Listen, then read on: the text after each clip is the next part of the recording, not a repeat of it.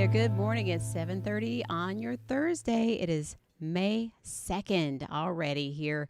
And welcome to Breakfast with Bridgett. I'm Bridgett Ellison. Thank you for being with us. And we have a lot to get to this morning. We will talk to mental health counselor Shantala Boss this morning. May is Mental Health Awareness Month. You know, every month, every week has some sort of awareness, but it's good because it gives us a chance to, get some bullet points about some things that we can take a minute out to focus on. So we'll get to her in a moment. First, though, we want to get a check of your forecast. And meteorologist Candace Campos is in the Pinpoint Weather Center.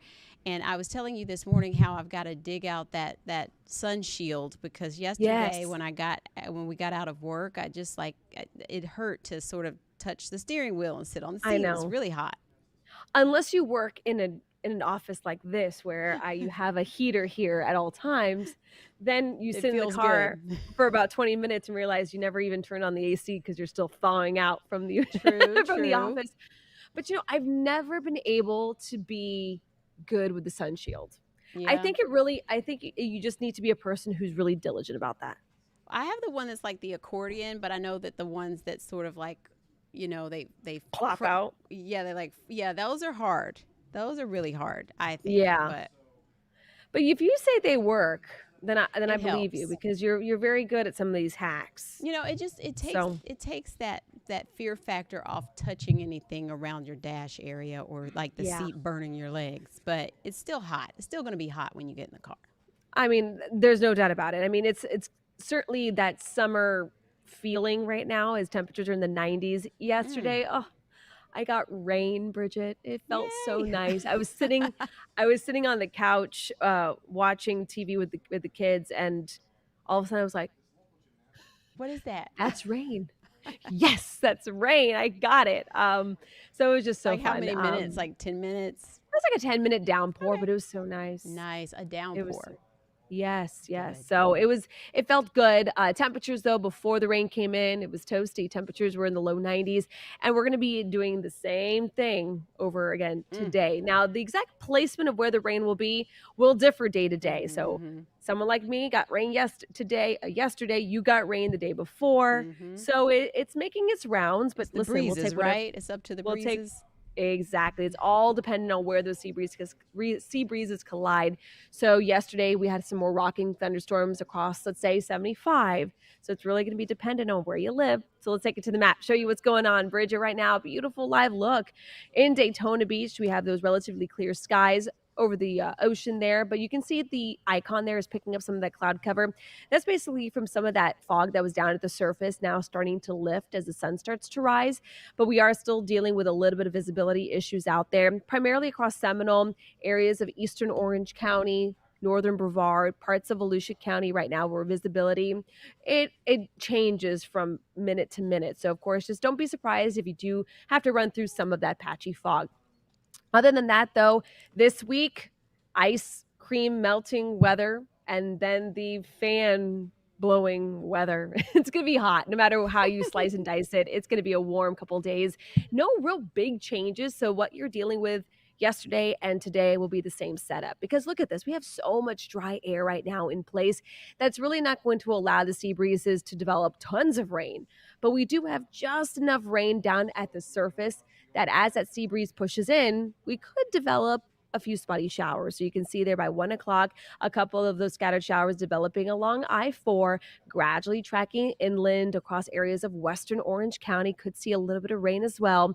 But the actual collision will be just a few more miles to the west compared to yesterday. So where we had the thunderstorms lined up pretty much right along 75, today, not so much. It will be more of a West Coast county kind of concern, so kind of out of our viewing area later on into the evening hours. But temperatures out the door as of 7:30 this morning, we're in the 60s, even a few 70s. We'll continue to ramp up those temperatures back to near 90. Yesterday, we hit 92. We might not hit it that hot today because of that sea breeze coming in a little faster today. So we're going to keep it about 90 degrees for your high. And as a result, here, their full 7-day forecast, slight chance for rain along the coastline, about a 20% further inland. And that's how we'll stay, at least throughout the weekend and into early next week. We got Cinco de Mayo on Sunday. It's the 5th of May. We have someone's birthday Oh Some yeah, little boy's Ethan's birthday's birthday on I know is this Saturday. weekend. So weather's looking good. If you have any outdoor plans, just making sure that you're staying hydrated, wearing the sunscreen, and taking those breaks because you have to start thinking like that as we start gearing Hmm. into to the summer months. Oh yes, and they hit the beach. The kids hit the beach over the weekend, and Mm. they have the red eyes by the end of the day. It's from the sand and the The sun and sand and the the salt sunscreen water. dripping down into their Yeah. eyes. I mean, what do you do? How do you deal with that? I basically put their sunscreen on before we leave. Um, and then I have the face stick. I do the spray across the Mhm. whole body. Then I Mhm. put their bathing suits on, Mhm. and then I always like kind of reapply once you get to the beach. But I Mhm. have the which one is it? It's either Target or Walmart. It's either the Equate or the Up, but it's a Okay. generic brand face. It goes Stick. clear, Okay. and I tell the girls, come on, let me put on your makeup.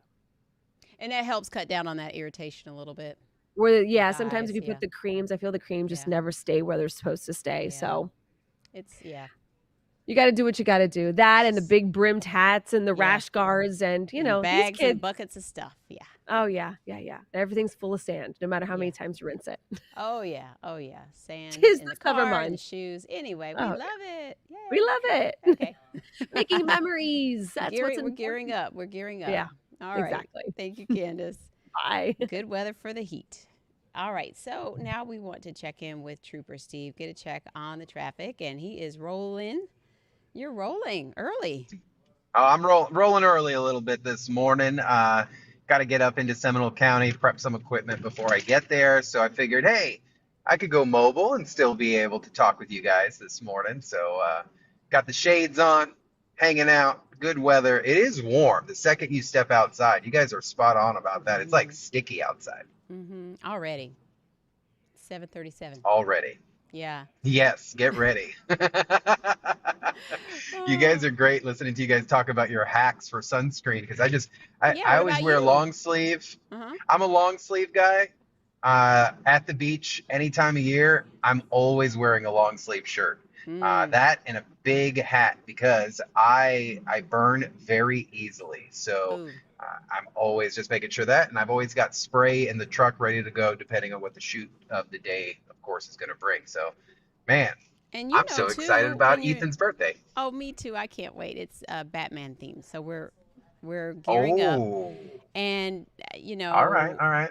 I don't know if you heard, but he got his one of his gifts early. He wanted the Bat Bot, and I had it hidden, but then there was some work done, and things kind of got moved around, and then he saw the Bat Bot. So then Oh, he's been begging me to open it ever since. So we finally opened it yesterday because I told him, okay, May 1st. I'll give you till May 1st, and then you can open your gift. So he opened it. a little compromise, a Yeah. little negotiation, just Yeah. like Batman does. So, oh, I Yes, can't wait to yes, see I pictures. know. I know. Yeah, I'll have to show you. I'll Awesome. have to show you. Yeah. Yeah, I was just thinking too about sun protection when you're driving too, because you log a lot of hours. Like I have a friend, she does sales, and then another one who is a district manager, and you have to drive all day, and all of this gets a lot of sun exposure too. So, That's amazing that you bring that up. So many people do not think about that. So, my trooper friends or any of my cops out there, it's crazy because the left arm is always mm-hmm, darker than the right arm. mm-hmm, And it's because of that sun constantly coming in. When I was a motor officer, uh, out directly exposed, when I take my clothes off, it looked like I was wearing a white t-shirt just yeah, because of the tan lines and the constant. So you've got to really, even if you're not in direct sun, that's a great point, Bridget. People need to yeah, be aware of stuff like that because yeah. everyone's exposed to the sun to some degree, right? Yeah, and it's good to have tent for that reason too. We talked about legal tent, but yeah, it's good to have the tent too. It Right, right. helps a little bit, but yeah. Well, and it helps people not to stare at you if you don't want to look at other people. So that helps out nicely too. So let's check on these roads real quick. I'll knock this out with you. Department of Transportation camera along the Florida Turnpike showing some serious backups right now out around the 274. So you see that construction, but it's also very busy out there right now because of a crash. You can see severely delayed northbound once you clear the Claremont area, so be careful as you're out and about there. Also, an earlier crash along State Road 429 north of the Florida Turnpike. This has been cleaned up, but it's all on the right-hand side. So what I mean by cleaned up, meaning it's not going to affect your travel lanes, but people are going slow southbound this morning as you approach the turnpike. Outside of that, we're in pretty good shape. Downtown Orlando looking good. No major issues. I-4 east or westbound other than the routine delays. You're going to see your slowdowns there briefly. But 29 minutes from Osceola Parkway to Colonial, 22 minutes coming in from Lake Mary, which is really good for this hour. Other drive times still sitting nice. You can see that crash affecting the turnpike drive time a little bit this morning for you. But like I said, on a Thursday, I do expect a little worse out there. It's not that bad. Alligator Lake, minor crash out on the east side, close to Bithlow, but not going to slow you down. It's reported as a hit and run. This one could slow you down briefly. I just need you to be careful this morning. US 192 at Simpson Road. Very busy area, just close to the jail, transportation center for school, so school buses through that area. And then Pleasant Hill northbound, you already know what I'm going to say. If it was green, this would be breaking news, but it's not. So we are delayed in the northbound area there from Pleasant Hill up towards 1792. Our attractions area, not bad, nothing out of the norm. And then we come out here towards the Williamsburg Central Florida Parkway area, and we are looking good. Drivers cannot drive this morning, and if I could show you the front camera, you would understand what I'm talking about. Oh my goodness. All right. So just make sure we're paying attention. At 10 a.m. today, Bridget, a little behind the scenes look at a new tax collector's office that is opening in Seminole County. I'm going to do that at 10. Tax collector J.R. Kroll will be with me, show me why we're doing this, what makes this one a little different than other ones, and how quick and easy it is going to be for drivers to get their driver's license renewed and stuff like that. Modern technology put into modern day problems. We'll see how it goes. It's always good news to hear there are more branches for those offices because it does help when Amen. you have to take care of business, right? Yeah, and it reminded me that I need to take care of something that I haven't taken care of. So not you. this is why we yeah, I'm not going to say what it was, but I'll just take care of it today. So I appreciate that. A little sticker, little stickers. Got to go get stickers. A little sticker that I missed that's going to get me if I don't take care of it soon. Well, I So mean, it's just May 2nd. yeah, and my birthday was in the beginning of April. It happens. There's a little it grace happens. period. There's a little grace period, right, Trooper? Yeah, Bridget, you already know the answer to that. I'll talk to you later. What? No Okay. grace period. All right. Bye. Bye. Okay, we want to get to some news, and then we will check in with Chantal Abbas, the licensed mental health counselor, about Mental Health Awareness Month. But first, some unfortunate news out of Orange County. Maybe you had heard on Monday, a 15-year-old student died. He became unresponsive on the school bus ride. And so now the family of that teenager is looking for answers. They have hired a lawyer. The school district is saying that it's a very different picture about what happened than what the family is saying they're concerned about. So News 6's Mark Lehman explains what's happening. This right here, it really hurts. Victoria O'Neill is in pain and searching for answers after the death of her son, 15-year-old Jazil Sanders. He got on the school bus Monday with his 13-year-old sister. A short time later, Jazil began having trouble breathing and collapsed. O'Neill says her daughter's pleas for help from the driver were ignored. All I know is that, my daughter wanted to save her brother's life. The family's attorney, Greg Francis, says it appears the bus driver didn't do enough to help and wants to determine if there was negligence or a lack of training about how to respond to an emergency. I would think that if there's an emergency medical situation, you either drive to a medical facility or you pull over right there so that, 911 will know where to dispatch. The school district, however, is painting a different picture of how everything unfolded. OCPS saying our preliminary review of the incident that occurred on Monday does not reflect the allegations that have been made. The case is still under review, and we will not argue the facts in the public space. It's just such a sad story, and this is just so fresh. I mean, this just happened on Monday, so we'll keep you updated on what's happening there. Meantime, we want to talk about Mental Health Awareness Month, and our friend Shantala Boss, a licensed mental health counselor, is standing by this morning. Good to have you on again, Shantala. How are you? Good. How are you doing, Bridget? Doing great. We've talked about so many topics, and now it's Mental Health Awareness Month. And so, what's happening in terms of Mental Health Awareness Month this year? Well, I've been reading a book actually about where the shift is going with mental health in the 21st century. And it's really interesting because I see this a lot in my practice. It's talking a lot about overthinking and cognitive bias. And I really think that this has a lot to do with how we process information and what results in anxiety and depression.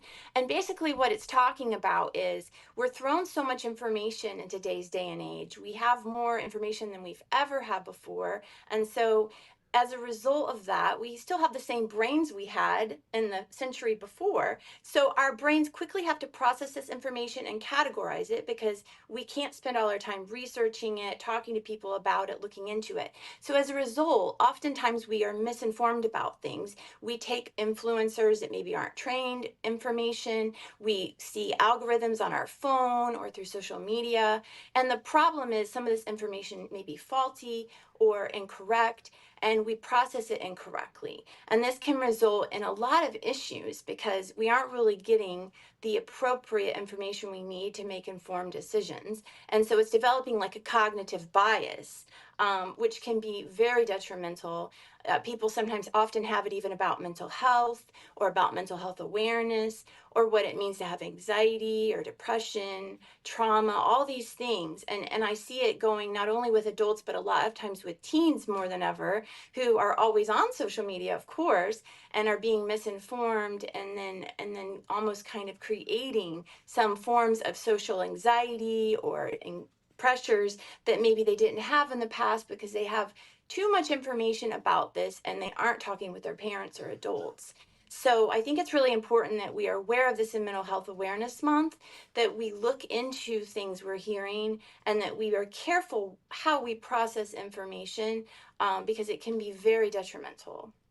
Right, because if you are the type of person who likes to research things, likes to voraciously read or whatever it may be, consuming media, like you said, there's, like you said, plenty of access to all of that. But then what ends up happening is people they sort of diagnose themselves or diagnose people in their circles. And so that's the bias you're talking about, right? And so it could be wrong. We could be very wrong, or just sort of assuming things based on a couple of bullet points, but it may not actually be the case. Yes, and sometimes, especially even, elections are coming up, political stuff, and of course, everyone has their own opinion and feeling on it. But sometimes people are hearing things and arguing something that may or may not be true, versus based on just something quick they saw online. So making sure that we look into things and that we don't develop problems in our relationship based on information we're arguing if we haven't really kind of researched it. I'm seeing that too, and people are alienating themselves, based on information that they're getting, and then other people have other information coming to them based on algorithms or whatever they're seeing. And so there's this lack of perspective when really probably they have the same viewpoint and can support each other in that, but they're being blocked by all this outside information, and it's really taking away from the personal experience. And it's not to be all negative and doom and gloom, because it's amazing too. It's amazing how much information we have and what we can do with it. It's more just about being aware of that and having these open conversations and just being careful the source of that information. It's very Right. important. Especially when it comes to diagnosing yourself or concerns you may have about a loved one or someone, a colleague, but you say talk to a professional, get to a doctor, get to a counselor so that you can really unpack what's really going on. Right. It's very important because it doesn't mean you don't have an issue going on or that you don't mentally struggle, but you just don't want to be misdiagnosing yourself or telling your doctor maybe you need medication for something that you don't. They aren't able to spend the time with you maybe that a licensed mental health counselor could. So if you go to your primary and say, I have this, they may quickly give you a medication, and that can be very detrimental. So making sure you talk with, if you feel like it's a mental condition, you see a psychiatrist or a specialist, and that you talk with a mental health professional about what you're feeling is so highly important. I think as a result of all this information coming to us too, we are very scattered in our heads.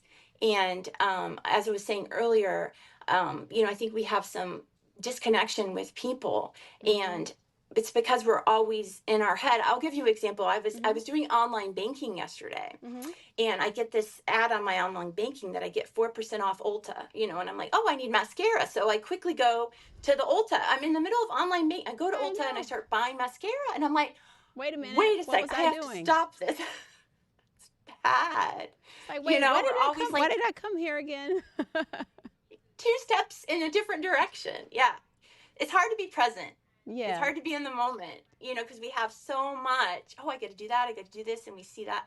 And so I think we lose connection with others. And even though we're more connected than ever, we're more lonely than ever. Isn't that crazy? It is true. So the quality of our connection. We talk about texting and social media, and there is still something to be said for that real talk, whether it's face-to-face or just picking up the phone and talking to someone over the phone versus the text messages or sending each other memes.